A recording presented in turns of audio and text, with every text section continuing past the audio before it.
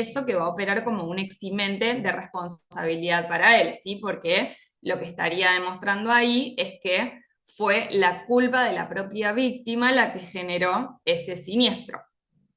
Entonces, eh, ese sería el supuesto en el cual yo solo opongo mi defensa. Bien, entonces demuestro que en realidad fue culpa de la propia víctima y que por eso el juez en la sentencia definitiva no tiene que hacer lugar a la demanda porque no fue mi responsabilidad el hecho ocasionado. Bien, luego vamos a tener el supuesto de las excepciones previas, que justamente, como les decía, al tener que ver con una cuestión que no necesariamente tiene que ver con la defensa, puede ser que yo, además de contestar demanda y alegar esta situación, que el demandado, que el actor iba a exceso de velocidad y demás, además opongo una excepción. Supongamos que el demandado opone la excepción de cosa juzgada porque en realidad este litigio, con esta pretensión intentada por la parte actora, con esos mismos elementos, ya fue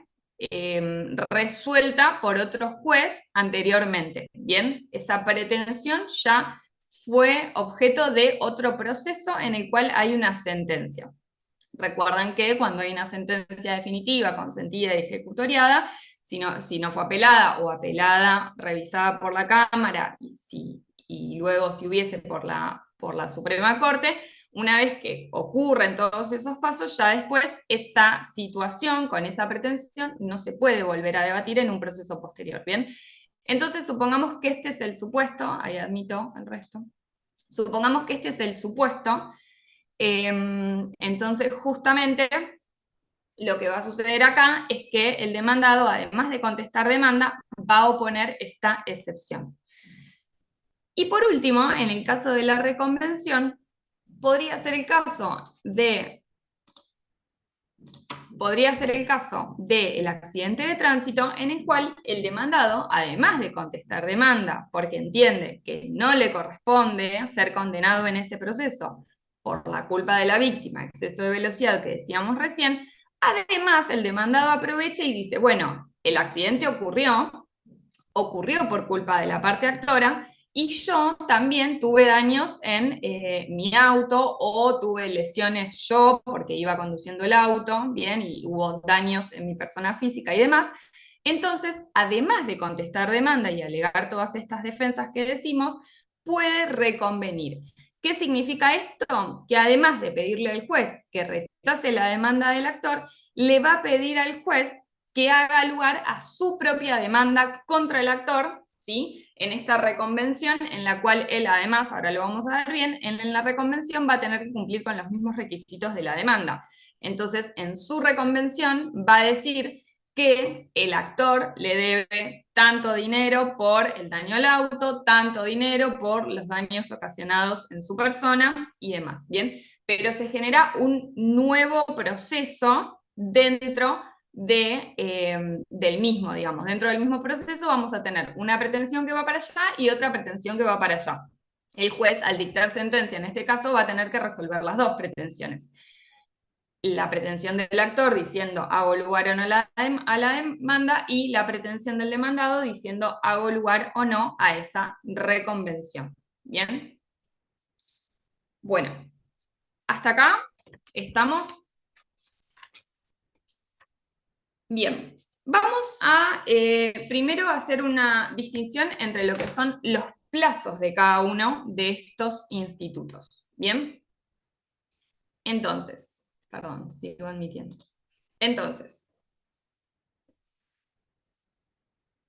para el demandado contestar demanda, vamos a tener, repito lo que dije hoy, que dependiendo de si es un proceso sumario, el demandado va a tener 5 días, si es un proceso sumarísimo, perdón, 5 días, sumario 10, ordinario 15. Para oponer excepciones, en los procesos sumarísimos no procede el instituto de las excepciones, con lo cual en el sumarísimo no puedo oponer excepciones. En el proceso sumario voy a poder hacerlo dentro de los 10 días también y en el mismo escrito en el que contesto demanda. ¿Bien? Recuerdan que para contestar demanda tengo 10 días, bueno, para oponer excepciones también tengo 10 días. Y ojo con el proceso ordinario, porque así como dijimos que en el proceso ordinario el demandado tiene 15 días para contestar demanda, igual para oponer excepciones va a tener 10 días, ¿bien? No va a tener la misma cantidad de días para contestar demanda que para oponer excepciones. Entonces, puede ser que el demandado quiero poner excepciones y quiera contestar demanda, pero no puede hacer las dos cosas al mismo tiempo si quiere contestar demanda en el día 14, ¿sí? Entonces, hasta el día 10 va a poner excepciones y luego va a poder contestar la demanda tranquilamente. O, si quiere, en el día 8 poder hacer las dos cosas, ¿bien? Porque la contestación de demanda es dentro de los 15 días. Entonces, tengan presente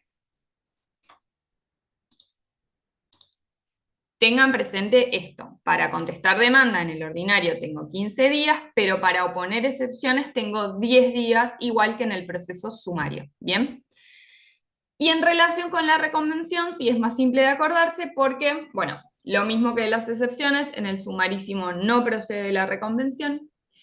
En el proceso sumario voy a tener 10 días, al igual que la contestación de demanda, y en el proceso ordinario también voy a tener 15 días, al igual que la contestación de demanda. Bien, entonces, para reconvenir tengo la misma cantidad de días que para contestar demanda, salvo en el sumarísimo, que no procede.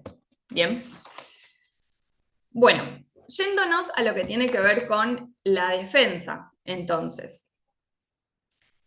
Cuando hablamos de la defensa u oposición, podemos decir que es el acto en virtud del cual el sujeto pasivo le solicita al órgano judicial que no se haga lugar a la pretensión formulada por el actor. Bien, ¿qué hay que tener en cuenta cuando hablamos de demanda de forma genérica? ¿Sí? Ahora después nos vamos a meter bien en las distintas aristas. Pero lo que tienen que tener en cuenta acá, entonces, es que el demandado cuando contesta demanda no está constituyendo un objeto del proceso. ¿Sí? Recuerden que el objeto del proceso está constituido por la pretensión incorporada por la parte actora, pero sí va a incorporar los hechos que alegue en su defensa y que los mismos van a formar, junto con los hechos alegados por la parte actora, el tema decidendum, ¿sí? Que es la delimitación del litigio que ya la hemos visto en otras clases. Lo que sí tengan en cuenta es que en la contestación de demanda yo no voy a tener la necesidad de acudir a invocar el derecho vigente como sí lo hace la actora en su demanda, que es uno de los requisitos del artículo 330. Ahora bien, cuando hablamos puntualmente de lo que es la contestación de la demanda, podemos decir que es el acto mediante el cual el demandado alega aquellas defensas que no son interpuestas como excepciones previas, sino como defensas de fondo, y que como tales van a ser resueltas por el juez al momento del dictado de la sentencia definitiva. Bien. Y por el contrario, podemos decir que la excepción previa sí es otro tipo de oposición mediante la cual, perdón, el demandado alega, como decíamos hoy, circunstancias impeditivas o extintivas con la finalidad de desvirtuar el efecto jurídico que el actor asignó a sus afirmaciones. ¿Bien? ¿Repito esto o...? Sí, ¿Repito? por favor. Sí, esa parte Bien, sí, por favor. entonces, la contestación de demanda es el acto mediante el cual el demandado va a alegar aquellas defensas que no son interpuestas como excepciones previas, sino como defensas de fondo. Bien, y como fueron interpuestas como defensa de fondo, justamente el juez recién las va a poder resolver, va a poder meritar esta situación al momento de dictar la sentencia definitiva y resolver la cuestión de fondo, justamente. Por el contrario, las excepciones previas son otro tipo de oposiciones mediante las cuales el demandado lo que va a alegar en este caso van a ser que hay circunstancias impeditivas o extintivas con la finalidad de desvirtuar el efecto jurídico que el actor le asignó a sus afirmaciones en la demanda. ¿Bien? Ahora bien, vamos a hablar pura y exclusivamente de lo que es la contestación de demanda, ¿sí? Nos olvidamos por un ratito de lo que son las excepciones previas. Cuando hablamos de la contestación de demanda, entonces decimos que es quizá el acto procesal o la postura más común a tomar por la parte demandada, y con ella, con la contestación de demanda, va a quedar integrada la relación jurídica procesal. Y como decíamos, se va a fijar el tema decidendum. Básicamente, cuáles son los hechos que van a ser materia de comprobación por el juez. Recuerden que los hechos alegados por una parte, negados por la otra parte y demás son hechos controvertidos que tienen que ser materia de prueba. ¿Bien? Entonces, cuando hablamos de que queda integrada la relación jurídica procesal, ¿recuerdan cuál era la diferencia entre la relación jurídica procesal y la relación jurídica sustancial que hemos visto?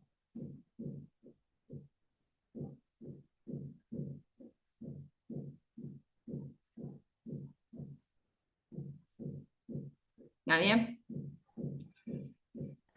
Yo Cuando entendí la hablábamos de pregunta relación... porque se me trabó. Entendí situación jurídica procesal y situación jurídica, ¿cómo?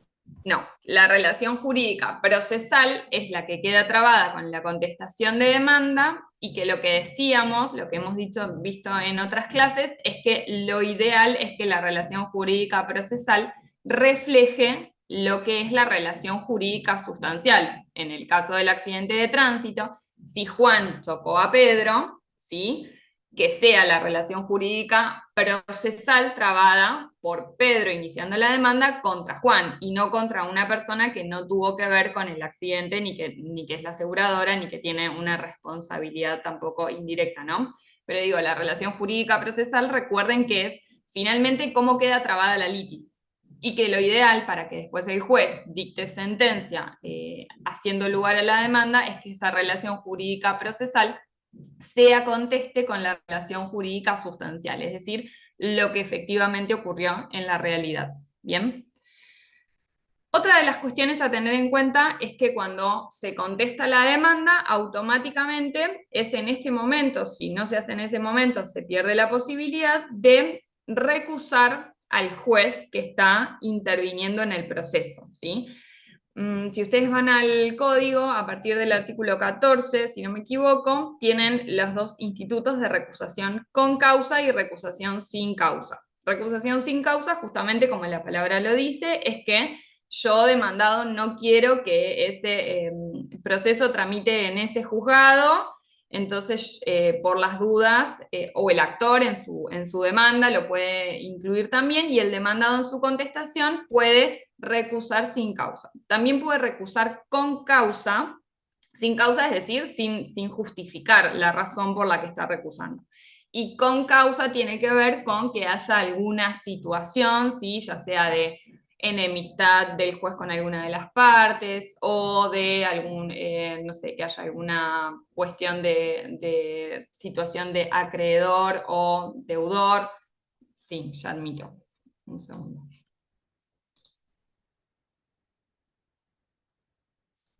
Bien, entonces, este es el momento para interponer, para utilizar, hacer uso de esta herramienta procesal de recusación, ¿sí? Si no se hace en ese momento, ya no se puede hacer más adelante, con la excepción de que sea una recusación con causa por alguna circunstancia sobreviniente, ¿sí? Por ahí yo, al contestar la demanda, esa situación no existía, empezó a existir con posterioridad, entonces en ese caso sí puedo hacer uso de ese recurso procesal, ¿sí?, de esa herramienta procesal.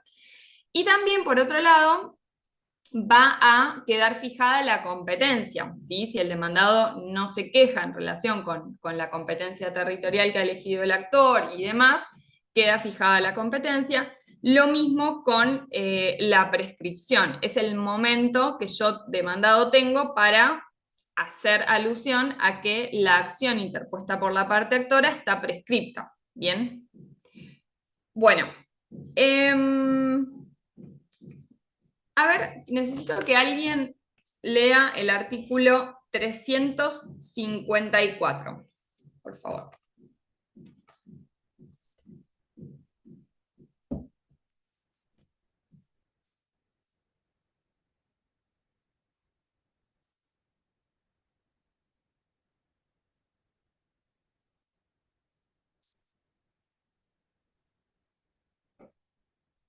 ¿Alguien? Leo, profe. Contenidos y requisitos. En la Perdón, contestación perdón, opondrá... te freno un segundo. Sí. Aclaro por las dudas que la sesión se cierra en 10 minutos, volvemos a entrar, ¿sí? Bien. Contenidos y requisitos. En la contestación opondrá el demandado todas las excepciones o defensas que, según este código, no tuvieran carácter previo. Deberá además reconocer o negar categóricamente cada uno de los hechos expuestos en la demanda, la autenticidad de los documentos acompañados que se le atribuyeren y la recepción de las cartas y telegramas a él dirigidos cuyas copias se acompañen. Su silencio, sus respuestas evasivas o la negativa meramente general podrán estimarse como reconocimiento de la verdad de los hechos pertinentes, ilícitos a que se refieran. En cuanto a los documentos, se los tendrá por reconocidos o recibidos según el caso. Bien, No estarán hasta ahí. sujetos a... Frenamos ahí un cachito. Entonces, ¿qué es lo que dice este primer inciso del artículo 354 en relación con qué es lo que deberá contener la contestación de demanda? Básicamente lo que dice es que no basta con una negativa genérica de todos los hechos que alegó la parte actora en su demanda, ¿sí? Sino que además la parte demandada en su contestación va a tener que negar cada hecho en particular, ¿bien? Es decir, va a tener que decir que niego que crucé el semáforo en rojo, que niego que iba a excesiva velocidad, niego que iba hablando por teléfono, niego, y así con cada una de las alegaciones que haya hecho la parte actora en su demanda, va a tener que hacer una negativa en particular de cada una de ellas. Obviamente de aquellas cuestiones que tengan que ver con el proceso, ¿sí? Si el actor en su demanda dijo que el demandado manejaba un auto rojo y que cuando se bajó era una persona morocha que medía 1,80 y el demandado mide 1,75, no va a negar que mide 1,80, ¿sí? Claramente esas negativas tienen que ver pues, con alegaciones, como decimos siempre, con afirmaciones de la actora que tengan consecuencias, ¿sí? A los que se les asigne un efecto jurídico. A la altura del demandado, al afirmar el actor en su demanda, a la altura del demandado no está asignándole ningún efecto jurídico, es una mera afirmación y nada más. Entonces, lo que va a tener que negar el demandado van a ser aquellas afirmaciones del actor a los que el actor les quiera asignar una determinada consecuencia jurídica. ¿Bien? Entonces, ¿por qué es tan importante esta negativa pormenorizada y en particular de cada una de las alegaciones de la actora? Porque lo que establece el código en este artículo, en este inciso que acabamos de leer, es que en el caso de que el demandado no niegue una circunstancia alegada por el actor, va a generarse una presunción judicial en contra, va a generarse una presunción en contra del demandado. ¿Qué quiere decir esto? Que si el demandado, supongamos el demandado negó que iba a exceso de velocidad, negó que iba hablando por el celular, pero se olvidó de negar que cruzó el semáforo en rojo. Bueno, eso va a ser una presunción de que quizá, o un indicio para el juez de que quizás sí cruzó el semáforo en rojo, el demandado. Bien, al no negarlo se genera una presunción en contra del demandado. Es una presunción y nada más, ¿sí? El juez no se puede basar únicamente en eso para determinar su decisión, pero sí va a ser importante para ser ponderada por el juez junto con el resto de las pruebas producidas en autos y armonizando toda esa, todo ese material probatorio con esa presunción. Bien. Y en relación con los documentos, acá sí vamos a tener una consecuencia un poco más gravosa. ¿Por qué? Porque si yo no niego un hecho, es solo una presunción. Si yo no niego respecto de un documento acompañado por la parte actora, ahí opera lo que se denomina un reconocimiento ficto, ¿sí? Básicamente, ¿qué quiere decir esto? Que se tiene por reconocido ese documento, ya sea los documentos atribuidos, acompañados por el actor, ¿sí? Atribuidos al demandado, supongamos que el actor acompaña un contrato firmado por el demandado, o también aquellos que el actor alega que le envió al demandado. Bien, si el actor señala que le envió una carta de documento al demandado y el demandado no niega la autenticidad de ese documento, se tiene por reconocido ese documento y se lo tiene por enviado al demandado. Y acá viene el tema del fallo, que hablábamos recién con la compañera.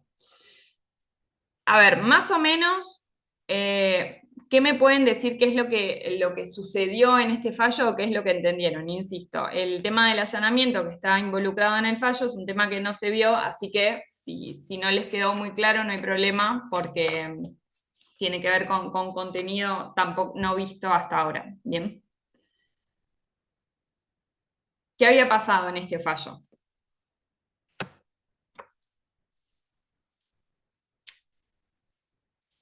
Se le dio curso de la demanda a la Municipalidad de Monte y cuál fue la actitud de la Municipalidad de Monte al contestar la demanda.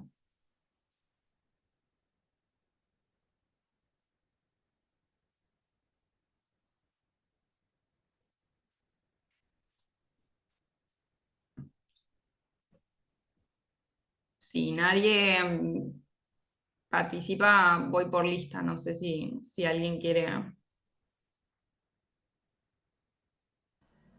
Yo, profe, no tengo problema, pero como pensé que el tema iba a ser allanarse, como que en el resumen del fallo que hice, como que tal vez me centré más en eso. Claro, bueno, Pero a teniendo ver. en cuenta el tema de hoy, yo creo que lo principal sería prestarle atención al tema de la carta documento que Papaleo Aldo Gino dice haber mandado. Básicamente creo que era por una cuestión de una locación o de un automotor, ahora no recuerdo, en el cual se genera una deuda con la municipalidad de Monte, que el demandado fue varias veces a reclamar esa deuda y le decían, bueno, no, como que no estaba la plata. Entonces El él actor. envía una carta documento, el actor envía una carta documento, y lo que tengo entendido yo es que la municipalidad de Monte como que termina pagando la deuda, pero en la contestación de demanda no dice nada con respecto a la carta documento. Entonces se genera un conflicto sobre en qué momento entran en mora. Como que la parte demandada dice yo no estaba en mora porque pagué y como que no supimos, por así decirlo, qué día empezaba la mora, y creo que era el 11 de septiembre, porque es la fecha después de la carta documento. Y el demandado reclamaba reclamaba los intereses por esa mora. Entonces creo que era ese el problema, que al contestar nunca dijeron nada con respecto a la carta de documento, entonces se podría entender que la recibieron, que estaban al tanto y que deberían haber pagado los intereses por la mora por esa carta. Y no sé si tengo algo Claro. más importante. A ver. O sea, como que Es no decir, mencionó el documento, entendí yo. Del allanamiento. ¿cómo? Perdón, Zoe. Claro, como que no mencionó el documento que se había acompañado. Y lo que decía en el fallo es que tampoco, como que no fue negado ese documento, entonces se perdió la oportunidad. Bien, porque acá hay que hacer una distinción. Acá ya el problema o lo que resuelve la Cámara no tiene tanto que ver con el fondo de la cuestión. Bien, básicamente no tiene nada que ver con el fondo de la cuestión porque la municipalidad se presentó y se allanó. Bien, básicamente el allanamiento significa esto, un reconocimiento expreso en este caso de que al actor le asiste derecho en la pretensión que está intentando. Entonces, la municipalidad en ese sentido no generó, se va a cortar, aviso, ahora entramos. La municipalidad en ese sentido no generó un conflicto en cuanto al fondo de la cuestión, porque dijo, me allano y es verdad, bueno, voy a pagar la deuda, fin. El problema acá se suscitaba con lo que tenía que ver con las costas del proceso, ¿bien? Porque cuando ocurre el allanamiento, lo que puede pasar es que las costas se impongan o al demandado o en el orden causado. ¿Y de qué va a depender eso? De que justamente yo, además de allanarme para que las costas se impongan en el orden causado, es decir, mitad para la parte actora, mitad para la parte demandada, además lo que yo tengo que alegar es que el actor no tenía necesidad de acudir a la justicia para...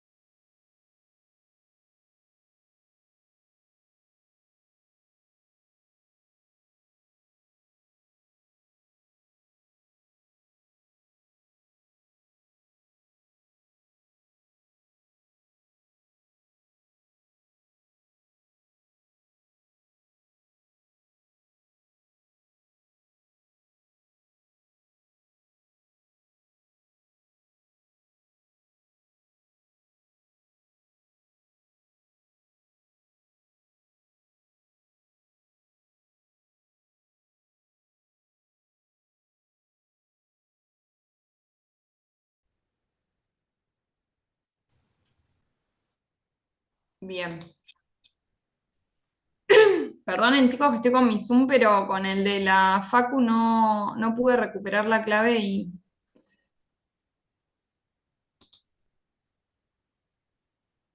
Así que probablemente esto pase una vez más. Bien, entonces, lo que decíamos es, cuando el demandado se allana en un proceso y dice, sí, es verdad lo que dice el actor, yo tengo que cumplir con esta obligación y la voy a cumplir, eso solo, esa postura de allanarse únicamente no lo exime al demandado de pagar las costas, porque justamente, por más de que se haya presentado y diga, sí, es verdad, el actor tuvo que poner en funcionamiento el órgano jurisdiccional para que eso pueda pasar y para poder exigirle al demandado cumplir la obligación. Bien, entonces, ¿cuál es el supuesto en el cual el código establece que las costas no van a imponerse solo al demandado en el caso de allanarse? Cuando además de allanarse, el demandado demuestre que el actor podría haber intentado previamente a iniciar la demanda, podría haber intentado exigirle al demandado esa deuda extrajudicialmente y no lo hizo, ¿sí? Entonces, el demandado puede decir, yo me acabo de enterar que estaba en mora, nunca tuve una interpelación fehaciente, ¿sí? Una intimación fehaciente, entonces ahí el juez lo que puede decir es, bueno, te estás allanando y además no hubo un intento extrajudicial por parte del actor, sino que directamente acudió a la justicia, bueno, impongo las costas en el orden causado, ¿sí? Mitad para la parte actora, mitad para la parte demandada.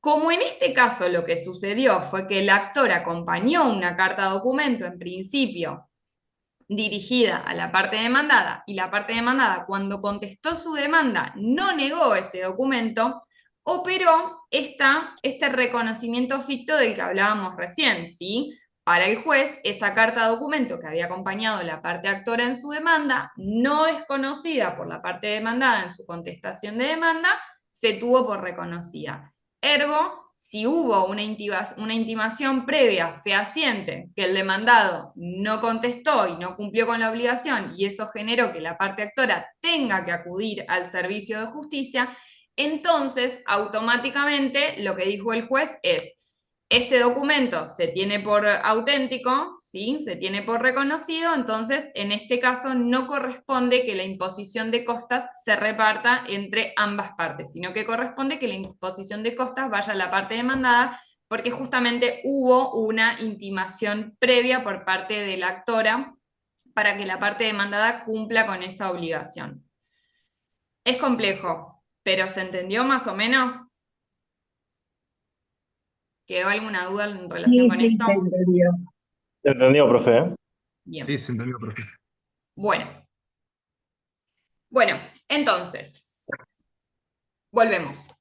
Decíamos que entonces, como primer requisito, es esta cuestión de negar los hechos de forma genérica y de forma particular y negar los documentos. Bien, entonces, consecuencia procesal de no negar los hechos, presunción en mi contra, consecuencia procesal de no negar los documentos, se tienen por reconocido esos documentos. Bien. Segunda cuestión, ¿pueden leer el inciso segundo del artículo? Lo leo.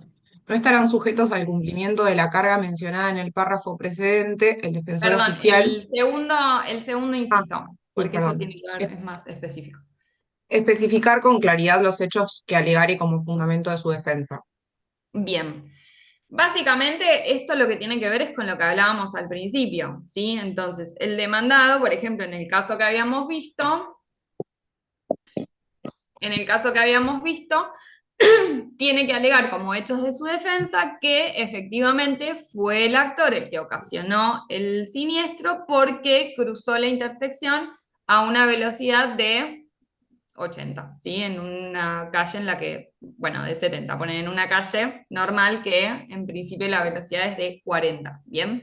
Entonces, esa es la alegación que tiene que hacer la parte demandada y obviamente recuerden, tiene que ofrecer la prueba y acompañar, ahora vamos a ver bien, la documental para sostener esta postura.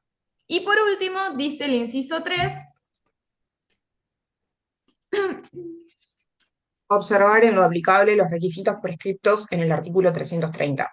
bien, esto entiendo yo que es un poco redundante porque, a ver, del artículo 330, si se van al 330, no, el inciso primero y segundo no, porque tiene que ver con nombre y domicilio de las partes. La cosa demandada tampoco, porque en realidad el demandado, salvo que haya reconvención, no está demandando por alguna cuestión. Esto sí, los hechos en que se funde, explicados claramente, pero tiene que ver con el inciso que acabamos de leer, ya está explicitado ahí. Dijimos que el derecho no tiene que ser invocado por la parte demandada y la petición en términos claros y positivos podría ser básicamente que en el petitorio, al contestar la demanda, el demandado diga por lo que solicito expresamente que se rechace la demanda con costas a la parte actora y demás, pero básicamente es como un poco redundante. Y ahora bien, sí, tengan en cuenta que entonces el demandado en su contestación de demanda va a tener que ofrecer toda la prueba relativa a poder probar cuáles son sus alegaciones y los eximentes de responsabilidad que esté invocando, y además va a tener que acompañar la prueba documental que considere necesaria. Bien. De la prueba documental acompañada por la parte demandada, se le va a dar traslado a la parte actora por 5 días. Solo de la prueba documental, ¿bien? Recuerden que entonces el demandado al contestar demanda lo que hace es, como dijimos recién, alegar los hechos como defensa y acompañar la prueba documental. De los hechos alegados como defensa no se le va a volver a dar traslado a la parte actora, ¿bien? Ahí se cerró.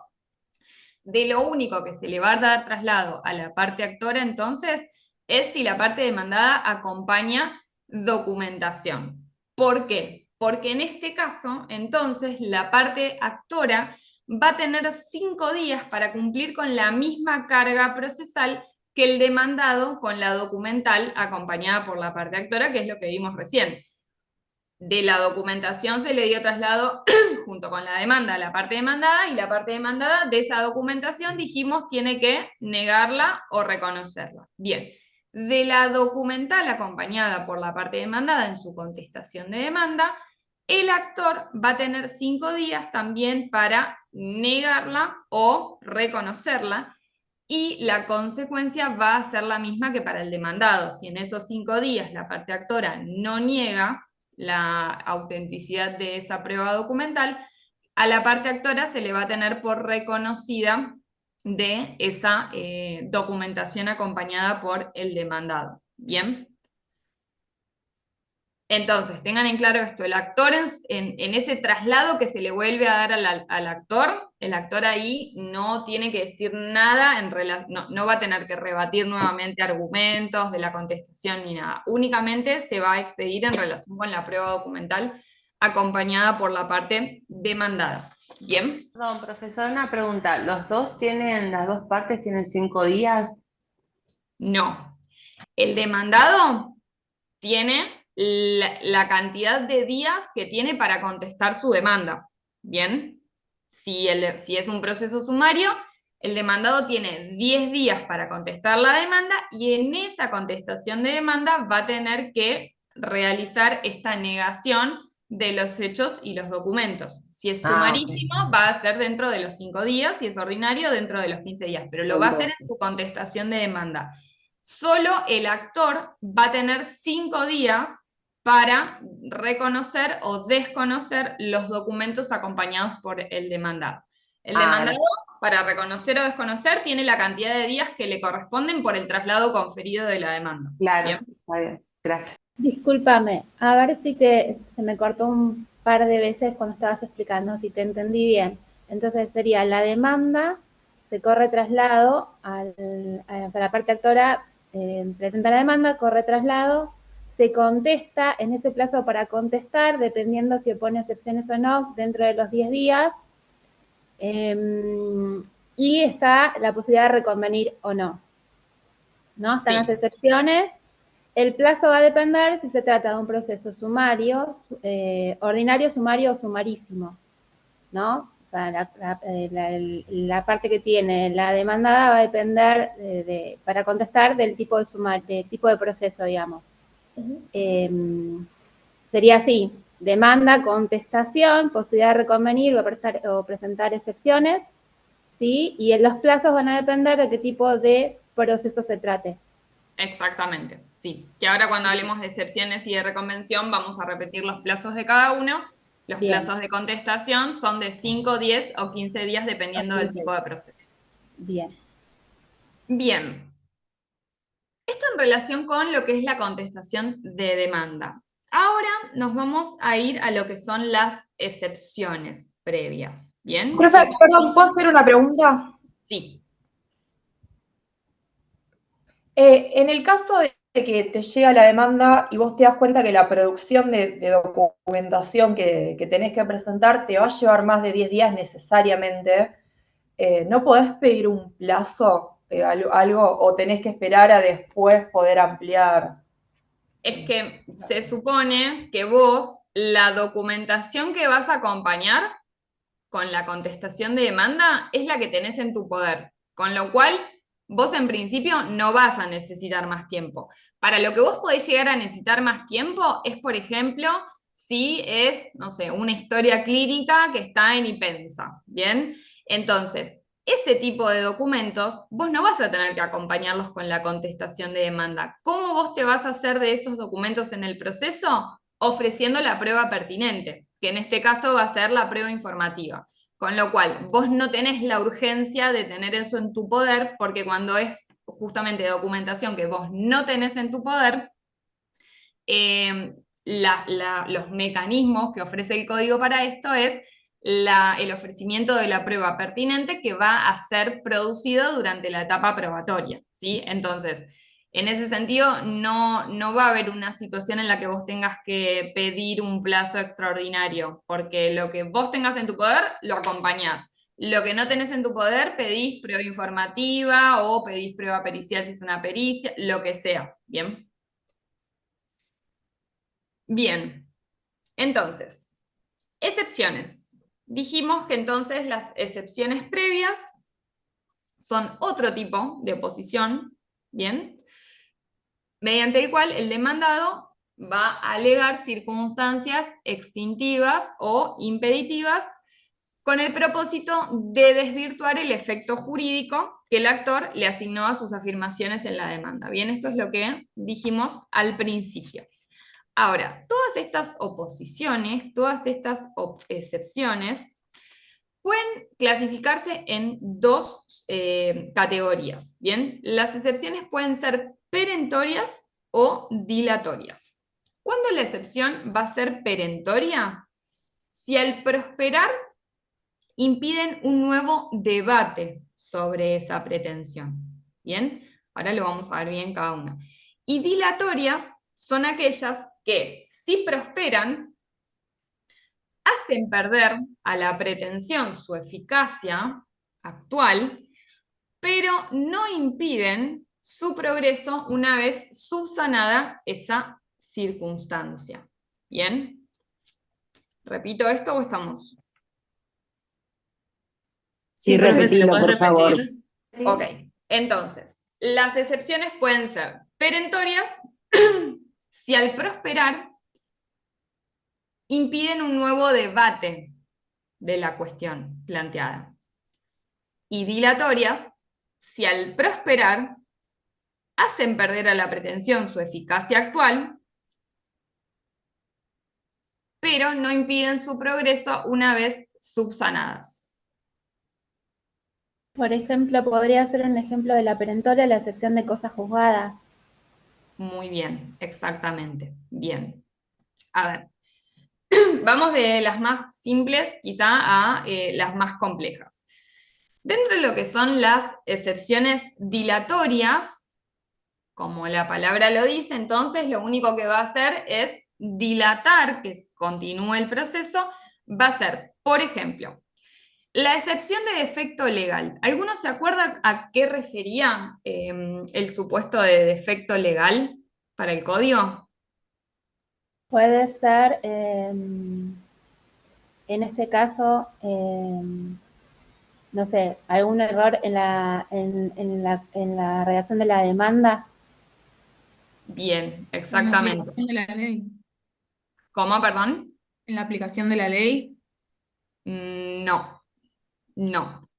Tiene más que ver con lo que decía la compañera, en el sentido de que se incumplió quizá con alguno de los requisitos del artículo 330, ¿sí? Los requisitos que establece el código para una buena composición de la demanda. Supongamos, el ejemplo típico es que no se haya consignado quién es el legitimado pasivo, ¿sí? Yo inicio demanda de incumplimiento de contrato, y establezco los hechos y demás, pero no digo quién es la persona que tenía que cumplir con ese contrato, ¿sí?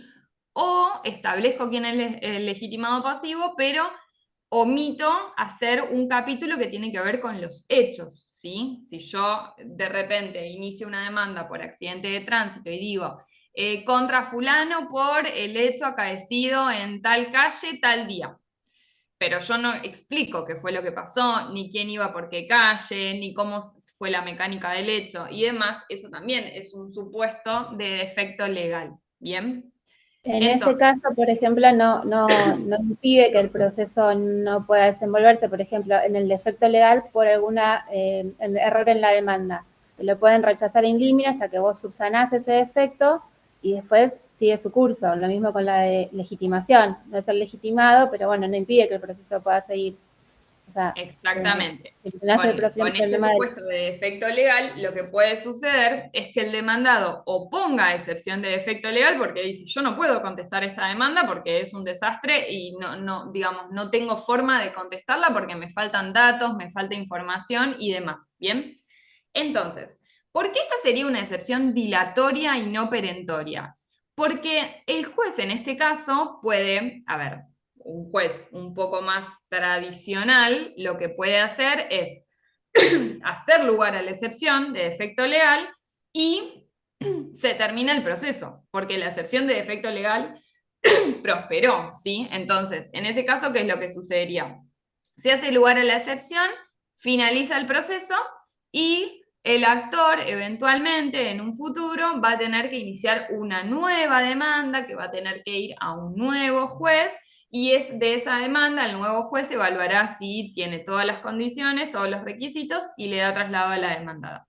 Eso es lo que haría un juez por ahí más de antes, ¿sí?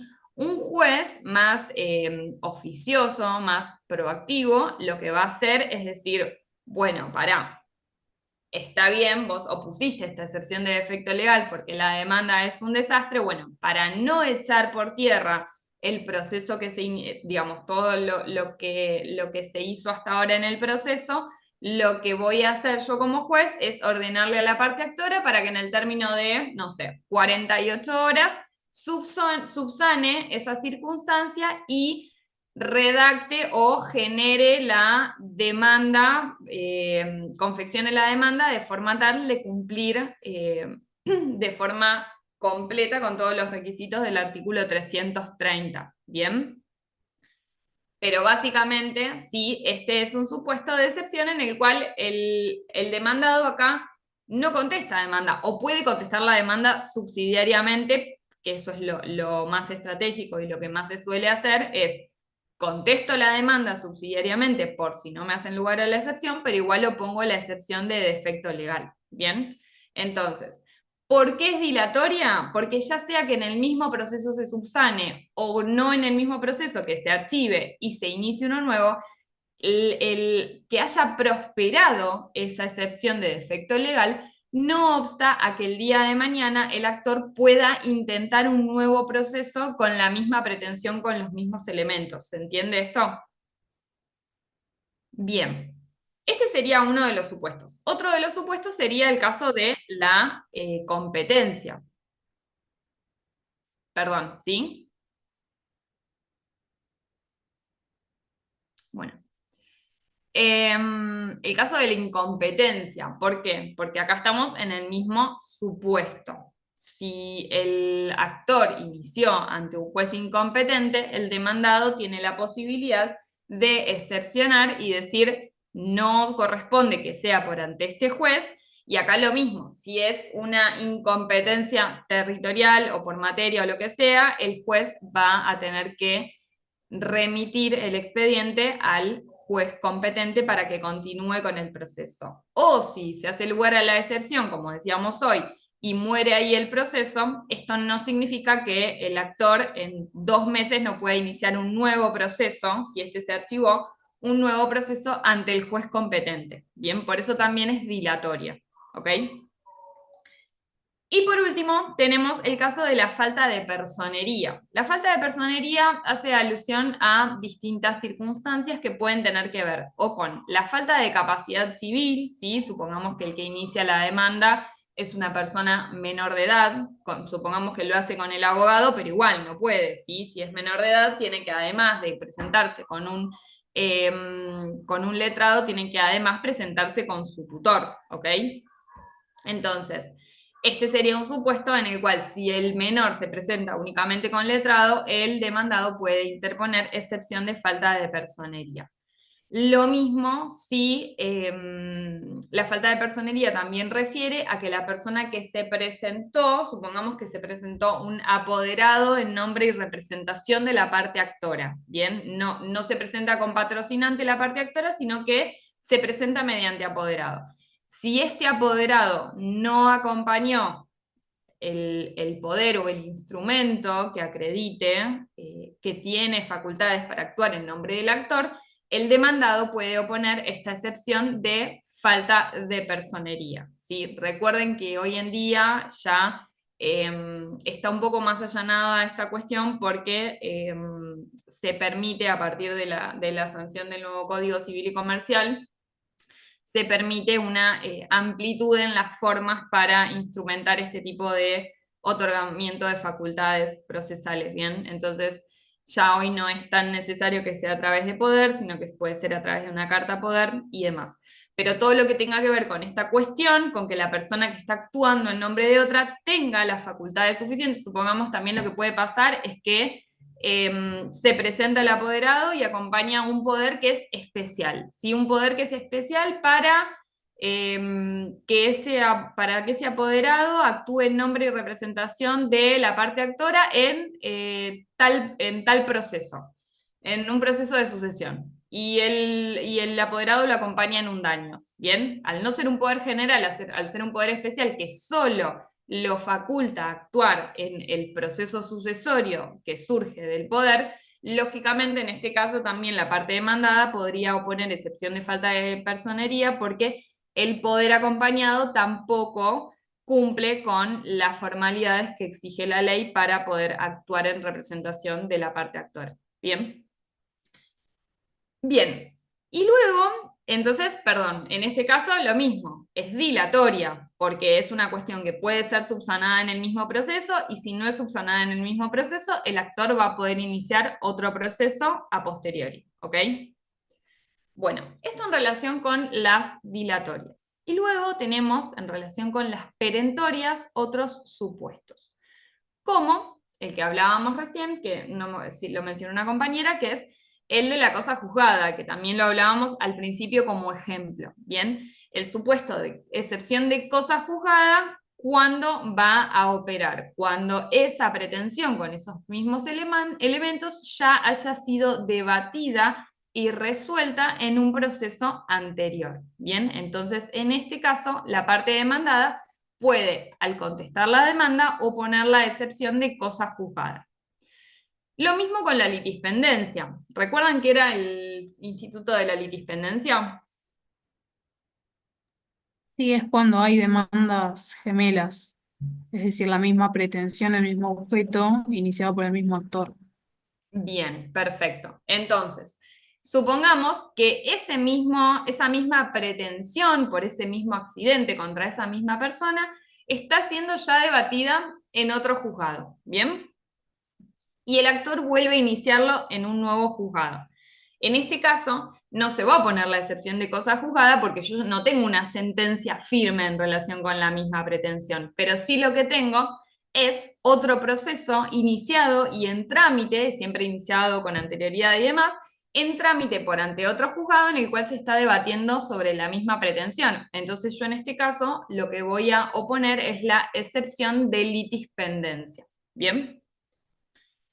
Luego vamos a tener los supuestos de conciliación, transacción y desistimiento. Acá tampoco me voy a meter mucho porque también este es un tema de la clase que viene, pero sí tengan en cuenta que la conciliación y la transacción son acuerdos entre las partes. La única diferencia es que la transacción se hace en el ámbito privado y la conciliación es la que se genera a raíz de una audiencia con presencia del juez, ¿sí? Esa es la diferencia sustancial entre ambas. La conciliación es con presencia del juez, la transacción es de forma privada o extrajudicial.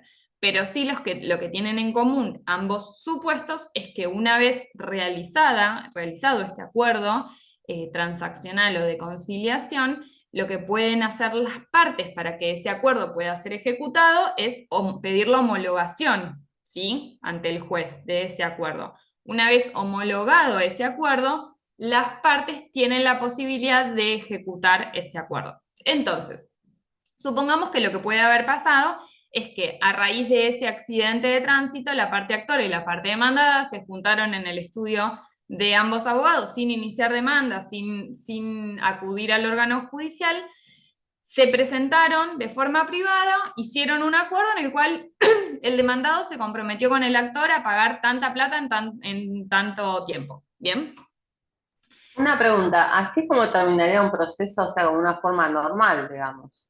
Exacto, transacción, conciliación Claro. y desistimiento son modos anormales de terminación del proceso. ¿Qué quiere decir esto? Que no se llega a la sentencia definitiva porque ocurre otro supuesto que son los que vamos a ver la clase que viene. Claro.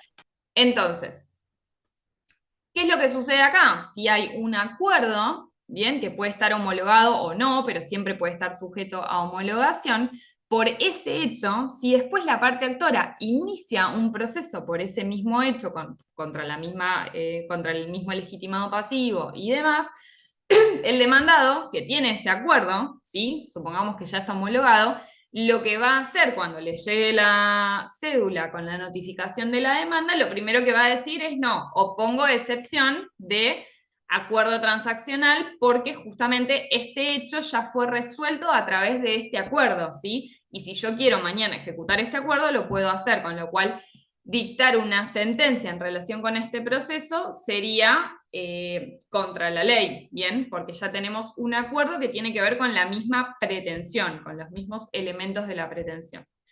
Y en relación con el desistimiento, así como muy genéricamente, tengan en cuenta que el desistimiento del derecho, porque después está el desistimiento del proceso, pero ese no es distinto, digamos, acá a lo que se refiere es desistimiento del derecho, es cuando la parte actora inició un proceso por ese accidente de tránsito, supongamos, y después a los, no sé, al año, en plena etapa probatoria, dice, no, bueno, vengo a desistir del derecho. ¿Qué significa desistir del derecho? Renunciar no solo a ese proceso, sino a la posibilidad de intentar esa pretensión en el futuro, ¿ok? Entonces, básicamente lo importante acá es que si el actor, a ver, esto no ocurre, que el actor de la nada desista del derecho en un proceso, no ocurre salvo que ese desistimiento venga aparejado de un acuerdo por afuera, ¿bien? Supongamos que por afuera se arregló, ¿sí? El demandado le pagó una determinada plata, ponele que no hicieron acuerdo, lo que sea, pero le pagó una determinada plata, entonces el actor se presenta en el proceso y desiste del derecho. Que desista del derecho quiere decir que no puede volver a intentar en el futuro, ¿sí? Una pretensión por las mismas características de esa pretensión. Entonces, si hubo un desistimiento del derecho en un proceso anterior, eso puede ser tomado por el demandado para poder interponer la excepción de desistimiento. ¿Bien? Bueno. Luego tenemos el supuesto de prescripción, que no está enumerado con todas las excepciones, pero sí está en el en el artículo anterior. Básicamente en relación con la prescripción, bueno, es más una cuestión de civil, pero sí tengan en cuenta que la prescripción opera por el transcurso del tiempo en el cual no se inició esa acción, ¿bien? Entonces, esa acción prescribe, que con el Código Civil nuevo, por regla son 5 años, en algunos casos son 3 y demás. Pero entonces, ¿qué es lo que tienen que tener en cuenta en relación con esto? La excepción de prescripción puede interponerse por la parte demandada, ¿sí? Siempre que la parte demandada entienda que, supongamos, vamos a un ejemplo agudo, el accidente de tránsito fue en 2013 y el actor lo está iniciando hoy 2025, ¿bien? Claramente pasó con amplitud el plazo y la acción ya está prescrita. Entonces, en ese caso, el demandado puede oponer la excepción de prescripción. Ahora, lo que puede pasar en este caso, uy, tengo gente en espera. Lo que puede pasar en este caso es que el juez pueda a simple vista y con los elementos que tiene hasta el momento, porque ustedes piensen que la excepción previa, ahora vamos a ver bien cómo es el trámite, pero la excepción previa lo que implica es que se resuelva antes de que continúe el proceso, ¿bien? No se abre a prueba, no se llega a la sentencia definitiva, sino que digamos, cuando el demandado opone la excepción pertinente, de esa excepción se le va a dar traslado a la otra parte. Una vez que la otra parte conteste en relación con esa excepción, el juez resuelve, ¿bien? Entonces, si el juez resuelve y hace lugar a la excepción, finaliza el proceso ahí, estamos hablando de un proceso que no llegó ni a la etapa probatoria y mucho menos al llamamiento de autos para sentencia, ¿bien? Entonces, tengan en cuenta que en este caso, para cuando el juez resuelve excepciones previas, es bastante atípico que suceda porque el juez tendría que resolver las excepciones únicamente con los elementos que tiene hasta el momento. ¿Cuáles son los elementos que tiene hasta el momento? Demanda con la documental, contestación con la documental. Entonces, es muy acotado el marco que tiene como para decidir, digamos, los elementos probatorios que tiene para decidir son muy pocos. Entonces, puede pasar que el demandado diga, o pongo excepción de prescripción porque este hecho ocurrió hace 12 años, ¿bien? Si la parte actora y la parte demandada están de acuerdo, porque de la parte actora surge que el hecho ocurrió en 2000, ¿qué había dicho? 2013, supongamos 2013, y la parte demandada es conteste con eso, 2013, bueno, listo, el juez no tiene mucho más que saber porque claramente que está prescripta la acción, y podría dictar, resolver la excepción de prescripción en ese momento, ¿sí? Haciendo lugar a la excepción de prescripción.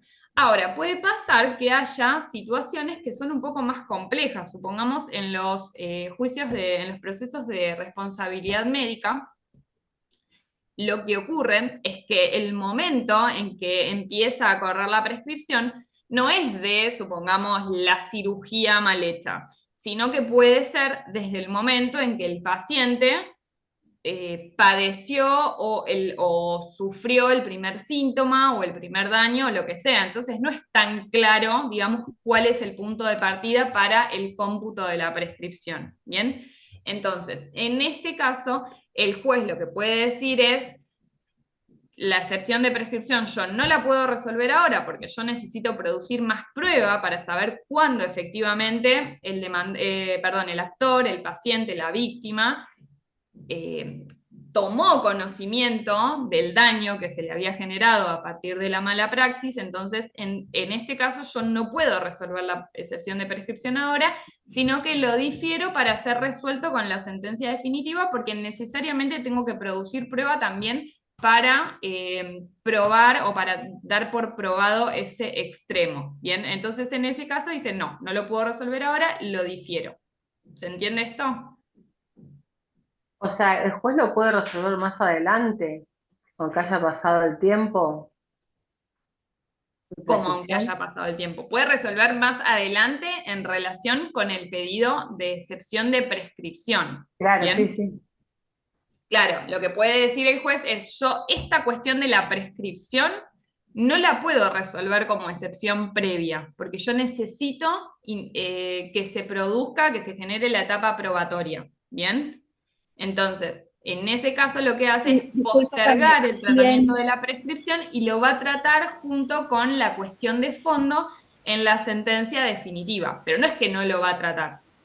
Lo va a tratar, dice, yo no lo puedo tratar con estos elementos de prueba que tengo hasta acá, pero lo voy a tratar. ¿Ok?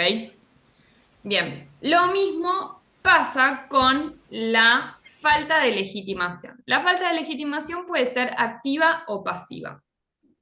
Falta de legitimación procesal, que no tiene que ver con la falta de personería, que es lo que vimos recién. La falta de legitimación procesal, tanto en el actor como en el demandado, puede darse por 3 supuestos. El primero de los supuestos es cuando el actor o el demandado no son titulares de la relación jurídica sustancial, ¿sí? Lo que hablábamos hoy. No es conteste la relación jurídica sustancial con quien está entablando la demanda o contra quien se está entablando la demanda. El segundo de los supuestos es cuando no está conformado íntegramente el litisconsorcio necesario. Recuerdan que creo que en alguna oportunidad lo vimos en la escrituración. Cuando yo inicio la escrituración, la tengo que iniciar contra todos los vendedores. No la puedo iniciar, si los vendedores fueron 2, yo no puedo iniciar la escrituración solo contra uno. ¿Sí? Ese es un litisconsorcio necesario. Entonces, ese sería un supuesto en el cual también falla la legitimación procesal intentada por el actor. Y por último, un tercer supuesto es cuando el que actúa como sustituto procesal no cumple con los requisitos, digamos, de acreditar esa circunstancia. Esto está vinculado principalmente con lo que es la acción subrogatoria, que básicamente a lo que responde es una tercera persona que tiene un crédito con el actor, ¿sí?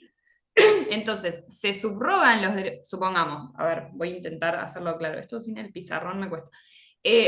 Tenemos una parte actora que va contra la demandada por el accidente de tránsito, ¿sí? La parte actora, por el daño que ocasionó el demandado, va a tener un rédito económico, que va a ser, si se hace lugar a la demanda, el demandado le va a pagar los rubros indemnizatorios que haya incluido en la demanda. Bien, entonces acá hay un futuro crédito del actor contra el demandado.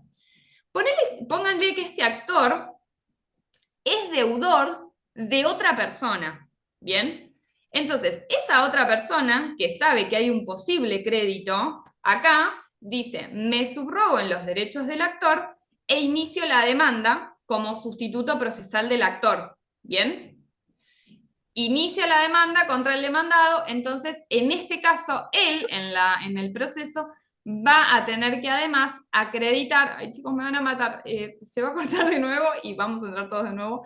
Me encantaría hacerlo acceso libre, pero no sé cómo es. Así que bueno, pero para la próxima prometo averiguar, para no tener que admitirlos. Ese sería el tercer supuesto de la falta de legitimación, que puede ser tanto de la parte actora como de la parte demandada. Y en este caso, cuando hablamos de falta de legitimación, también el código lo que establece es que esta falta de legitimación puede ser manifiesta o no, ¿bien? Entonces, acá puede pasar lo mismo, ¿sí? Que el demandado oponga excepción de falta de legitimación pasiva,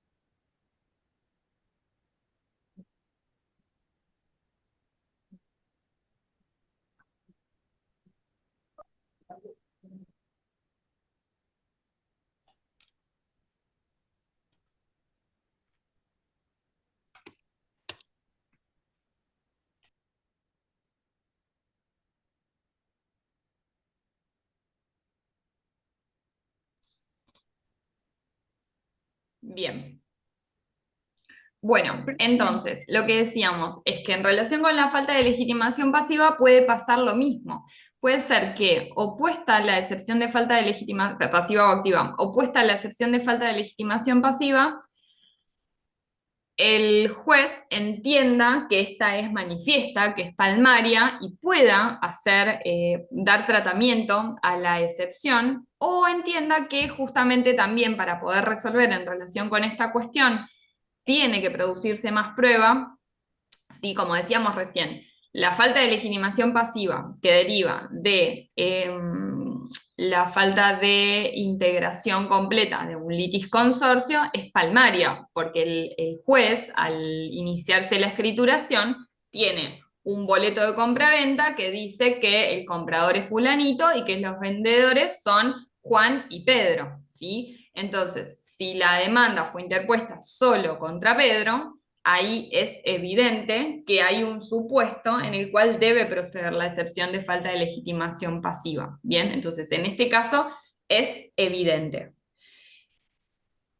Perdón, María. ¿Cuál era el tercer supuesto? El tercer supuesto, bueno, lo voy a hacer breve porque no hace la cuestión, digamos, es como muy atípico, pero básicamente el tercer supuesto tiene que ver con el sustituto procesal en un caso de acción subrogatoria, por ejemplo, ¿sí? Es aquella persona que se subroga en los derechos de quien podría ser o quien es el actor en el nuevo proceso, porque es acreedor del actor que además es acreedor, si se hace lugar a la demanda, del demandado. Entonces, en ese caso, para el acreedor del actor poder cobrarse la deuda que le debe el actor, se subrogan los derechos del actor para poder hacerse, digamos, con el crédito que el demandado del nuevo proceso le podría abonar en el caso de que prospere la demanda. Bien, entonces, lo que les decía en relación con esta falta de legitimación pasiva es, en algunos casos es manifiesta, como este caso de la escrituración en la que acabamos de mencionar, y en otros casos no es tan manifiesta, ¿sí? Supongamos en el mismo caso de procesos de responsabilidad médica. No me pongan más los nombres porque no voy a pasar lista, ¿sí? Así no pierden tiempo en eso. En relación con los juicios de responsabilidad médica, supongamos que el actor va contra la clínica y va contra el médico Juan Pérez. Y Juan Pérez se presenta y opone excepción de falta de legitimación pasiva porque dice que el día del hecho, ¿sí? Supongamos que es el día de que el actor llegó a la guardia, ese médico dice: yo estaba de vacaciones, así que yo directamente no soy parte de la relación jurídica sustancial, por ende no debería ser parte de la relación jurídica procesal porque yo no estaba en la Argentina en ese momento. ¿Bien? Entonces, si eso es fácilmente probable por el demandado, puede ser que el juez haga lugar a la excepción de falta de legitimación, porque supongamos vamos a algo bien evidente, ¿sí? El médico acompaña los tickets de vuelo, acompaña fotos, acompaña un montón de documentos y de pruebas que acreditan que él efectivamente, cuando ocurrió ese hecho, no estaba en la Argentina, por ende no estaba atendiendo en el hospital. Bueno, listo, ahí es una falta de legitimación manifiesta. Ahora, si el demandado prima facie no puede probar todas esas cuestiones, bueno, entonces en ese caso el juez va a tomar la misma postura que lo que les decía recién con la prescripción. La falta de legitimación no es algo que yo pueda tratar en este momento, previo a la apertura a prueba, porque necesito más prueba, que se produzca más prueba. Entonces, en ese caso lo que voy a hacer es postergar.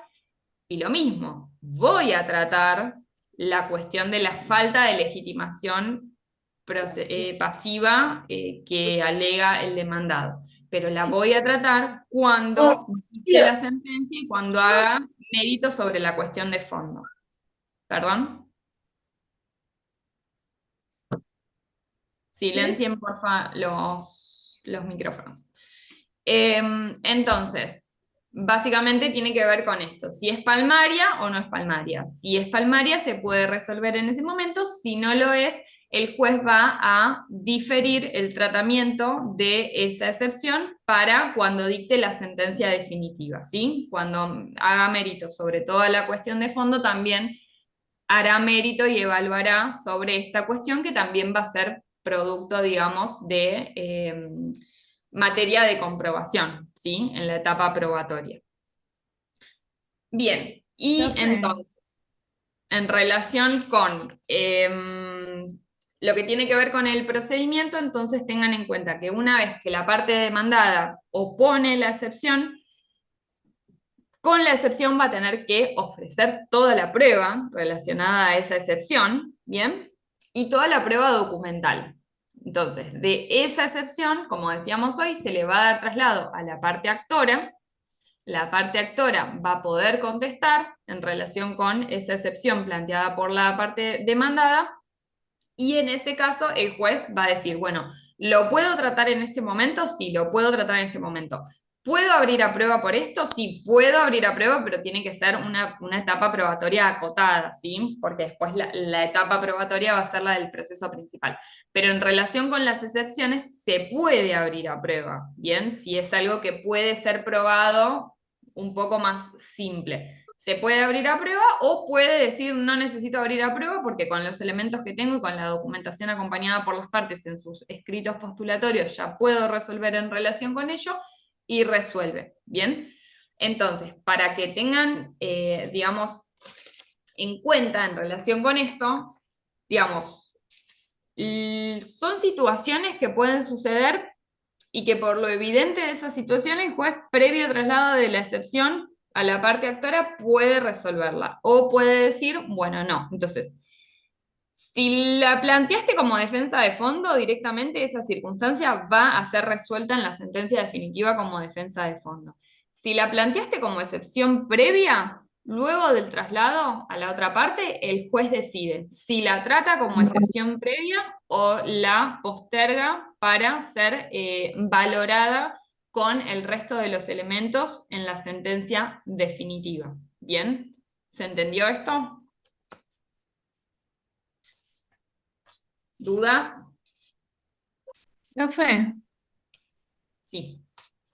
entonces, diferir de la excepción, digamos, resolver la excepción o no, ¿aplica para cualquiera de las excepciones o solamente para la de prescripción y de legitimación? Verdaderamente eso tiene que ver más con un criterio judicial, porque yo lo he visto en... A ver, si nos atenemos al código, no. Pero la verdad es que es cierto que en muchos casos necesariamente digamos, es requisito o el juez para dictar una resolución, digamos, justa, tiene que esperar a la etapa probatoria. Si vos me preguntás en lo que tiene que ver con cosa juzgada, y tranquilamente se podría, o sea, he visto diferimientos de la excepción de cosa juzgada, pero si vos me preguntás, para mí es algo que tranquilamente el juez, si tiene ganas, por eso también siempre recalco esto, que tiene que ver con el activismo del juez que lleve la causa.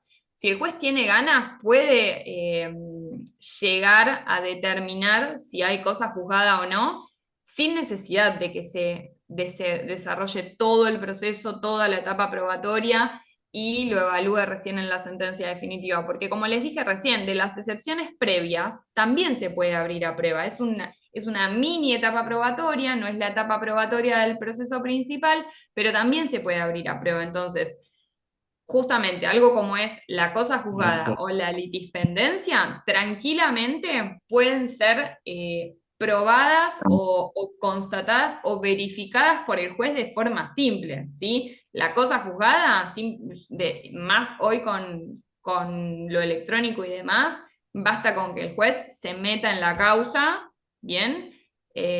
Por la MEB o pida oficio, si quiere hacerlo un poco más institucional, y lo constate de esa forma. Entonces, hay situaciones en las que para mí claramente no es necesario diferir a la sentencia definitiva de la litispendencia, lo mismo. Si hay un juicio con las mismas partes por el mismo hecho en otro juzgado, fin, hay litispendencia, ¿sí? Y prosperaría la litispendencia.